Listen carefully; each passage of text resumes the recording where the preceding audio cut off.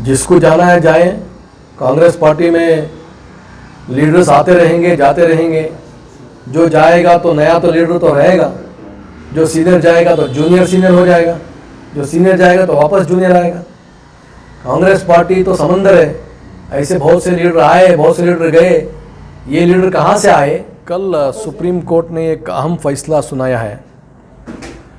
Madhya Pradesh government versus Suresh महाजन का एक जो एसएलपी था लोकल बॉडी इलेक्शन के बारे में, जहाँ पे मध्य प्रदेश में 22,000 लोकल बॉडीज़ का इलेक्शन नहीं हुआ था।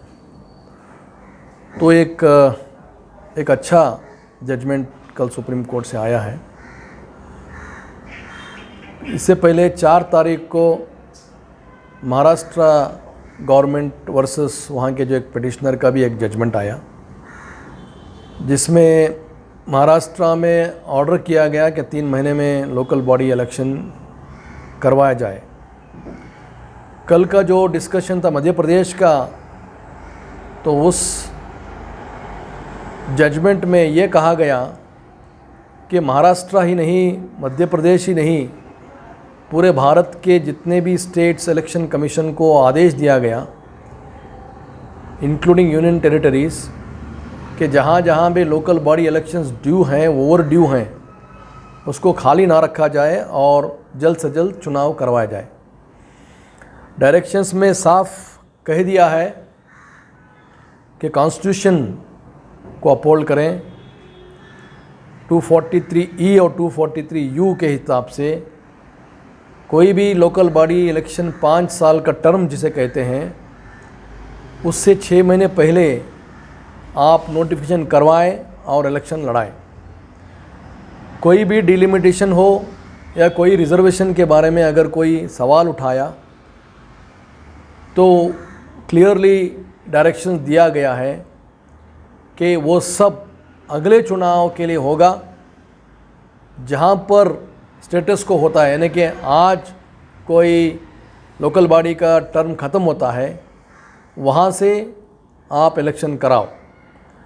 अगर इलेक्शन कमीशन को कोई गवर्नमेंट से सपोर्ट नहीं मिलता है तो वापस हमारे पास आप आए, हम डायरेक्शंस देंगे करके इस तरह का एक क्लियर स्टेटमेंट और जजमेंट आया है।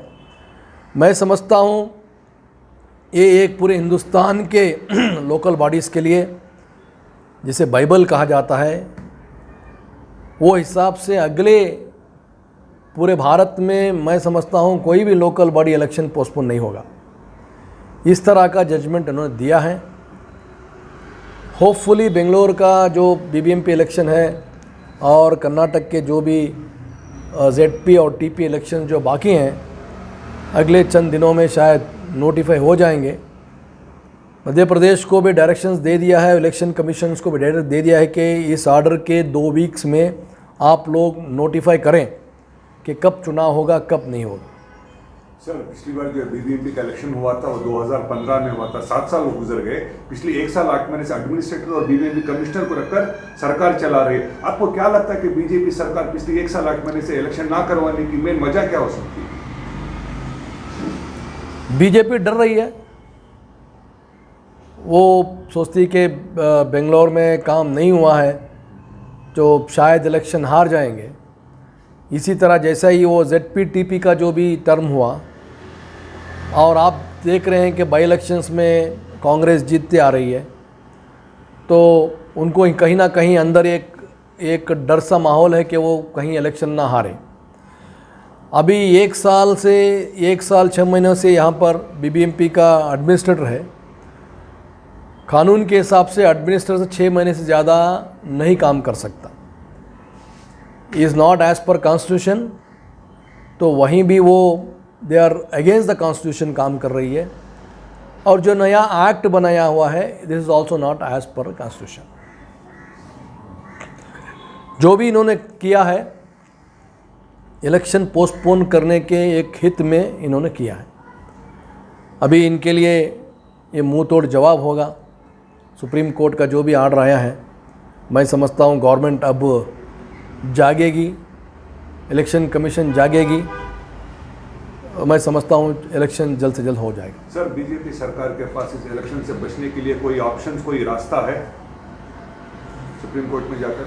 नहीं, कोई रास्ता दिख नहीं रहा है। जहाँ तक ऑर्डर्स उन्होंने दिया है तो clearly it's a mandate for the public, I can say it's a mandate, it's a order to all the state election commissions of India, saying that within 2 weeks where are the vacancies are there, where are the कहाँ जहाँ पर जो भी local body over due है immediate आप election कराओ।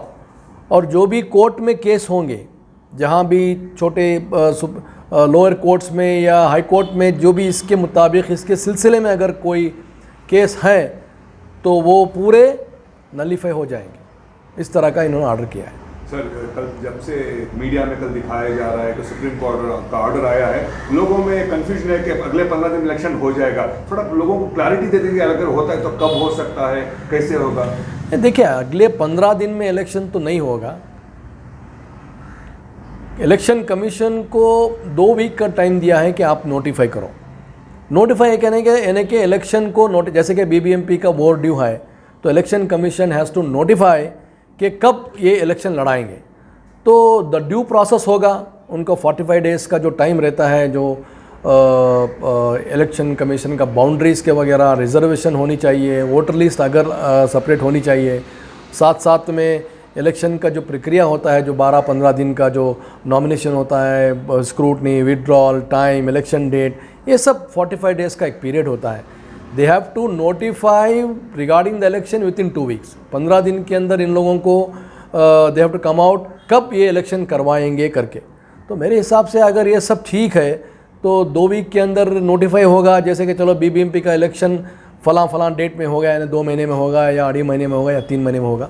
15 दिन में तो कोई इलेक्शन होने वाला नहीं है। सर, आप भी सुप्रीम कोर्ट में पिटीशन है बेंगलुरु के इलेक्शन को लेकर, उसके बारे में कुछ लाइट डाल देंगे जनरल पब्लिक के लिए? स्टेटस क्या है? नहीं, हमारा एसएलपी अलग है। हमारा एसएलपी अभी लिस्ट नहीं हुआ है, जो 25 तारीख को पिछले महीने लिस्ट हुआ था और अनफॉर्चुनेटली वो वोका साहब के बेंच पे लिस्ट हुआ था। क्या मांग कर रहे हैं सर सुप्रीम कोर्ट से? किस लिए आपने पिटीशन दायर किया? आपने जो एसपीएल जो डाला है किस लिए डाला था? हमें हाई कोर्ट में हमको जीत हुई थी कि हाई कोर्ट ने ऑर्डर किया था कि 6 वीक के अंदर आपको बीबीएमपी का इलेक्शन करवाना है। तो उस ऑर्डर को गवर्नमेंट ने सुप्रीम कोर्ट में स्टे लिया है। ये सिर्फ स्टे हुआ है और जब से स्टे हुआ है वहाँ से अब तक इसकी कोई हियरिंग नहीं हुई है।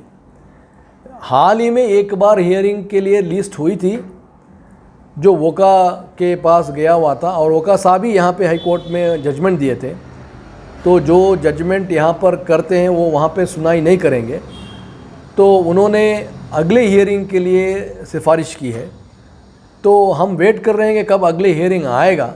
इस बीच में कल का जो ये महत्व जो जजमेंट आया है, मैं समझता हूँ ये जजमेंट पूरे जितने भी केस जहाँ भी बाकी हैं पूरे नलीफाई हो जाएंगे, ऐसा लीगली मेरे को समझता है।